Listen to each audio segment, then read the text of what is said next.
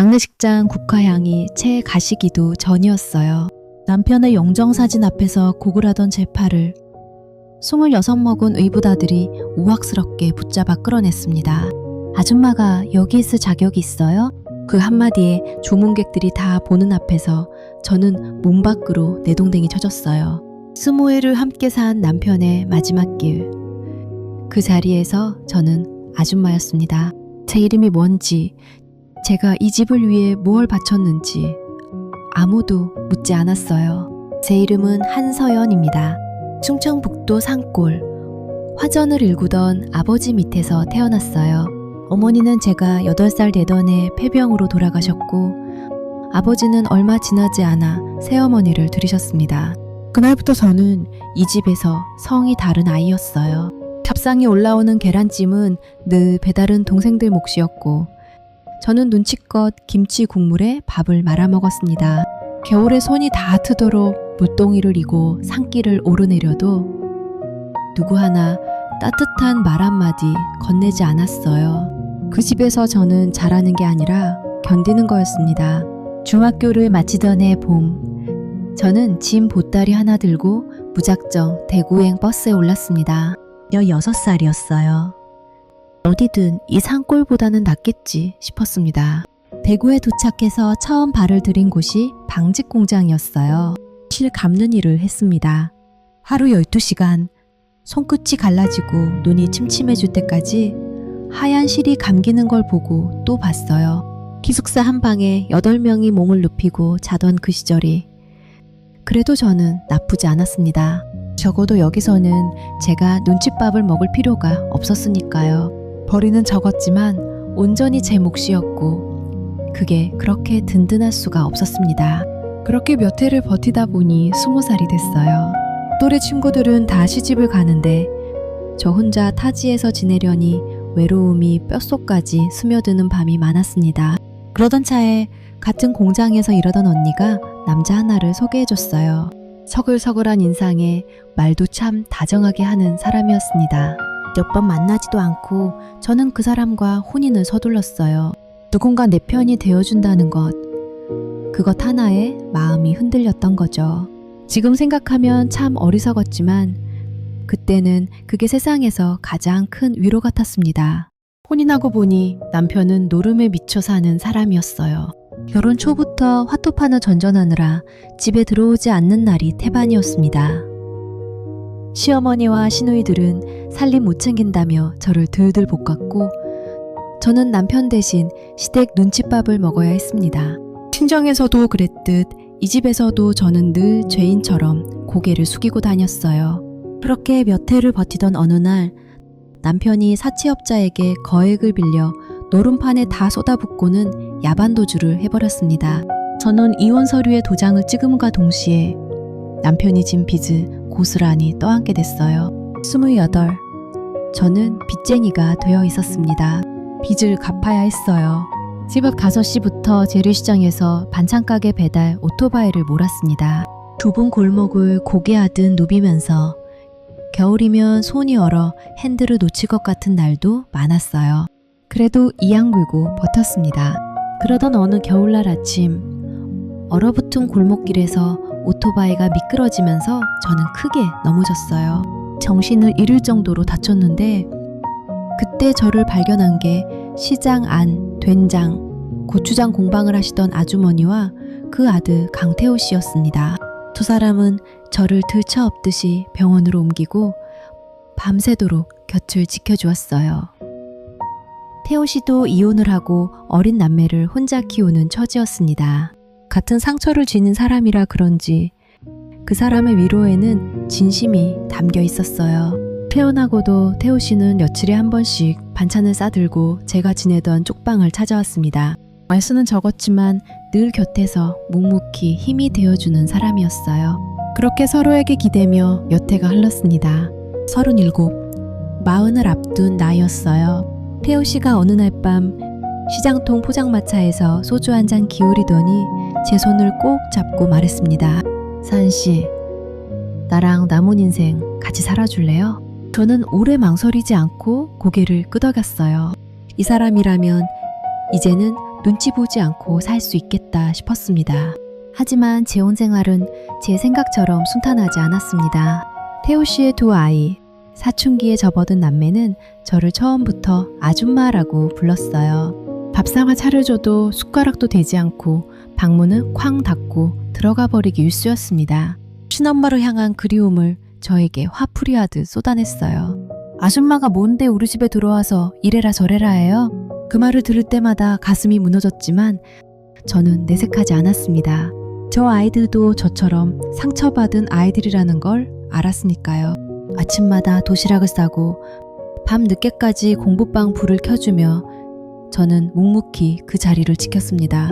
시어머니 되실 분이 뇌경색으로 쓰러지신 것도 그 무렵이었어요. 저는 대소변을 손수 받아내며 몇 해를 간병했습니다. 밤에 몇 번씩 깨서 체위를 바꿔드리고 욕창이 생기지 않게 등을 닦아드리는 일이 일상이 됐어요. 주변에서는 재혼한 며느리가 유별나다고 수군거리기도 했지만 저는 그 말에 신경 쓸 겨를이 없었습니다. 그저 이 사람이 저에게 베풀어준 온기를 갚고 싶었을 뿐이었어요. 결국 어머님은 몇 해 뒤 세상을 떠나셨습니다. 마지막 숨을 거두시던 날 제 손을 꼭 잡으시며 고맙다, 애썼다 하시던 그 목소리를 저는 지금도 잊지 못합니다. 그 사이 태호 씨의 된장, 고추장 공방은 입소문을 타고 번창해 갔습니다. 저는 새벽마다 장독대를 돌보고 손님 응대며 장부 정리까지 도맡아 했어요.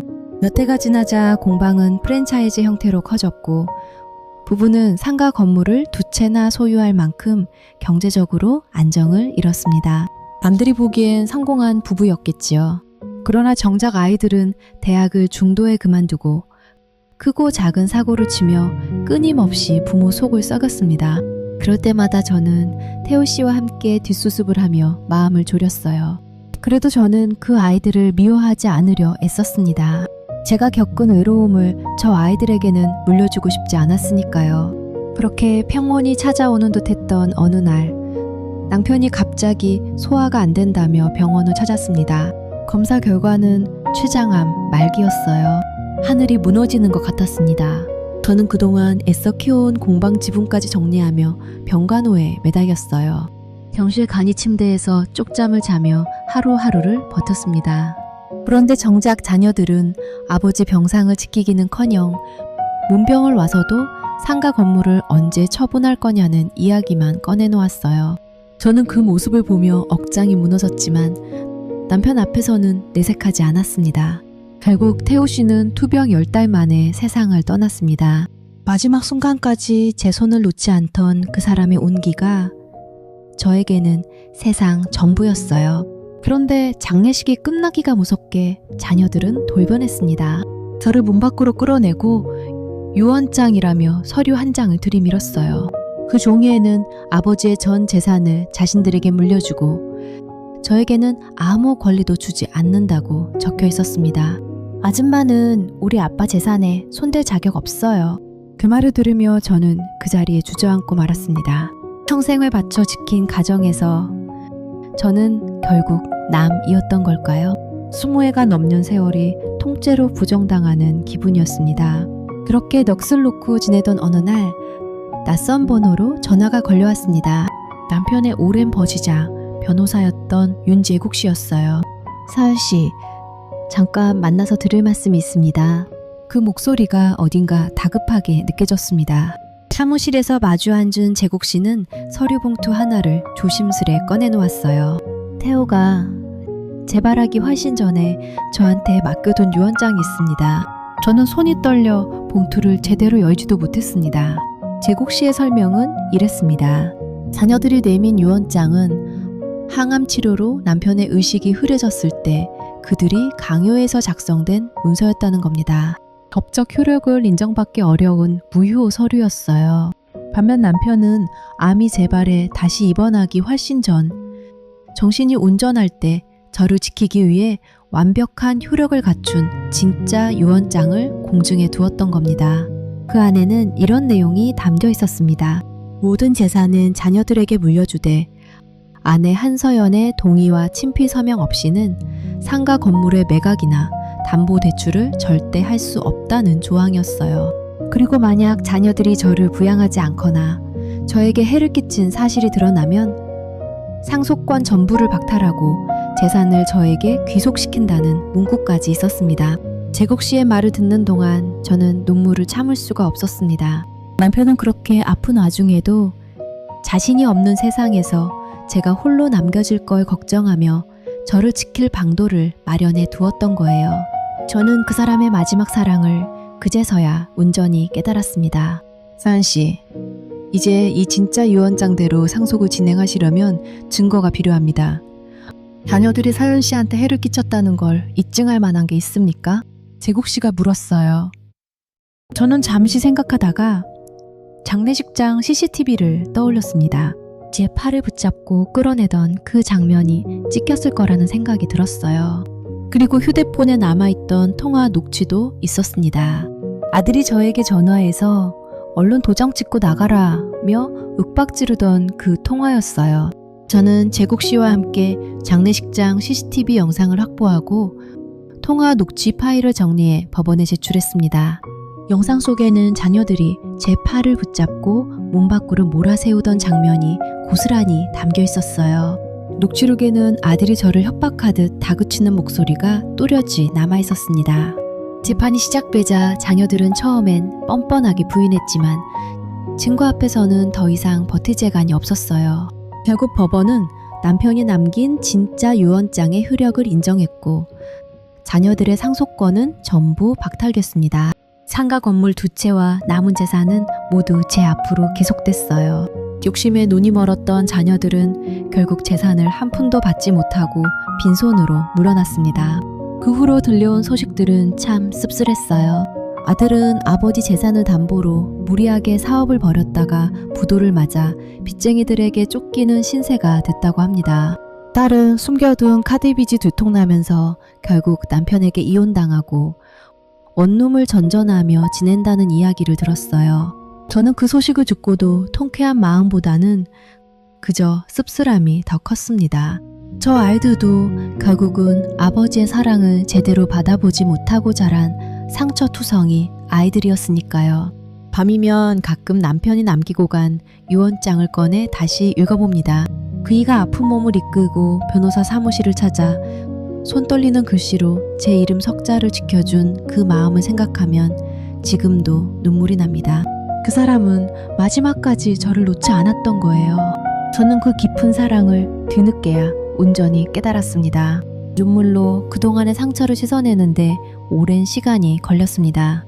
원망도 하고 서러움에 잠도 설쳤지만 결국 저는 그 사람이 남긴 사랑을 가슴에 품고 다시 일어서기로 했습니다. 지금 저는 요양보호사 자격증을 따서 새로운 삶을 시작했습니다. 시어머니를 간병하던 그 시절의 경험이 지금은 다른 어르신들을 돌보는데 밑거름이 되고 있어요. 낯선이의 손을 잡아드리고 몸을 씻겨드리고 말벗이 되어드리는 그 시간 속에서 저는 오히려 위로를 받습니다. 제가 살아온 모든 순간이 결코 헛되지 않았다는 걸 이제는 압니다.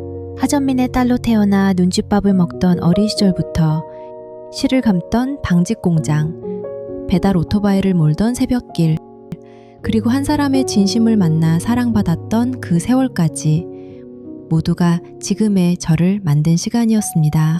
남편은 떠났지만 그이가 남긴 마지막 사랑은 여전히 제 안에서 살아 숨쉬고 있습니다. 저는 오늘도 그 사랑을 가슴에 품고 다시 씩씩하게 하루를 살아갑니다.